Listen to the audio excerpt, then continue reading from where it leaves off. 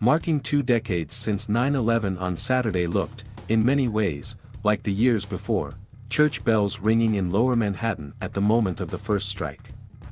Families of the nearly 3,000 killed that day mourning memorial and graveside. Survivors telling their stories of living with guilt and heartache.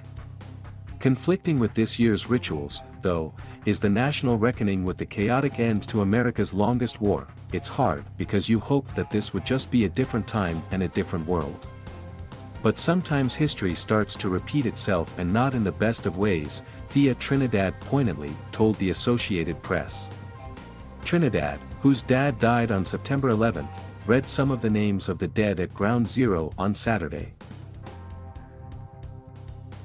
This year's 9/11 anniversary intersects with the Taliban easily regaining control of the country after the frenetic U.S. withdrawal this summer.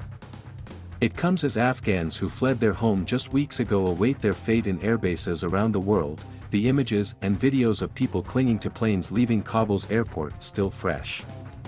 It comes as the U.S. continues to botch airstrikes, as some of the last U.S. military members killed in Afghanistan were infants and the war began, and as what's called the War on Terror continues unabated.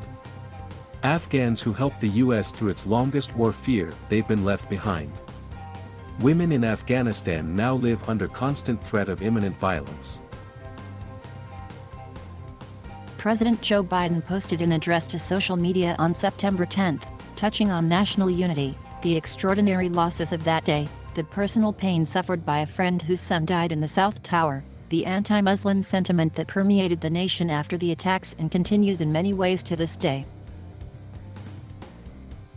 The themes could have applied on nearly any other year, including those about the war on terror, unity and service, the 9/11 generation stepping up to serve and protect in the face of terror, to get those terrorists who were responsible to show everyone seeking to do harm to America that we will hunt you down and we will make you pay, Biden said. That will never stop. In New York City, the traditional reading of the names of people killed began after chimes played, church bells rang out, and a moment of silence at 8:46 a.m. the time the first plane hit. Family members tearfully read the names, stopping at the end to note their own relatives and deliver small acknowledgments and remembrances. There were so many events I wish you were a part of, like my wedding, one woman said after reading her father's name. The reading was interspersed with small breaks, one featuring Bruce Springsteen singing "I'll See You in My Dreams." You missed every single milestone in her life over the past 2 decades, but we continue to move on with love in our hearts, one mother said about her husband missing his daughter's life, including graduating college. We love you and we miss you, Uncle Peter.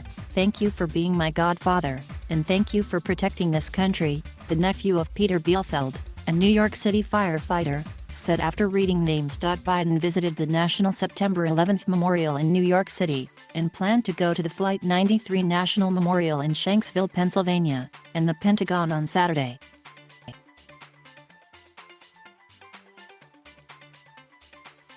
Thank you for watching. Please subscribe.